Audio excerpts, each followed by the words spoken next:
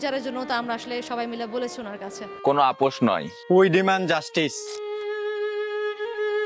এই হাসি হারিয়ে গেছে, কাঁদছে এই বাংলা। কিন্তু এই হাসির হারানোর দায় যার, তার বিচার কি হবে?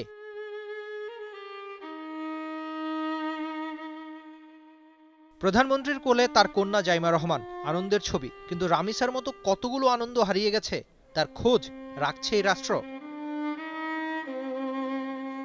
নারী দলের বিশ্বকাপ যাত্রার আগে জাইমা রহমানের সাথে দলের দেখা, ক্রিকেট ছাপিয়ে যেখানে আলোচনা, রামিসার সাথে যা হয়েছে তার বিচার চাওয়া শুনছে এই দেশ। যে মেয়েটার বিষয় নিয়ে আমরা আসলে সারা এখন বলবো পুরো বাংলাদেশ তোলপাড় হয়েছে এবং আমরা তার জাস্টিস যেন পায়, সে তার বিচারের জন্য তো আমরা আসলে সবাই মিলে বলেছি ওনার কাছে। ক্রিকেটাররা জাতীয় আইকন, সকল ক্রিকেটারদের মন কাঁদছে যেখানে।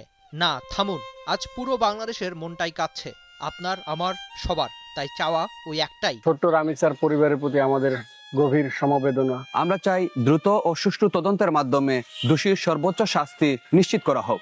প্রতিটি শিশুর নিরাপত্তা নিশ্চিত করা আমাদের সকলের দায়িত্ব। শিশুদের নিরাপত্তা রক্ষায় কোনো আপোষ নয়। রামিসার সাথে যে অন্যায় হয়েছে তার বিচার কি দেবে এই বঙ্গদেশ?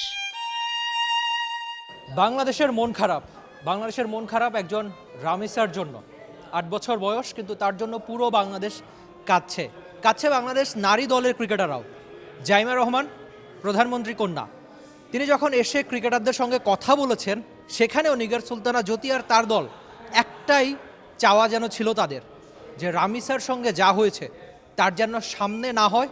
আর বিচার চাওয়া প্রত্যেক ক্রিকেটারের, প্রত্যেক মানুষের। বাংলাদেশ আবার জেগে উঠুক, বাংলাদেশ আবার ভালো থাকুক।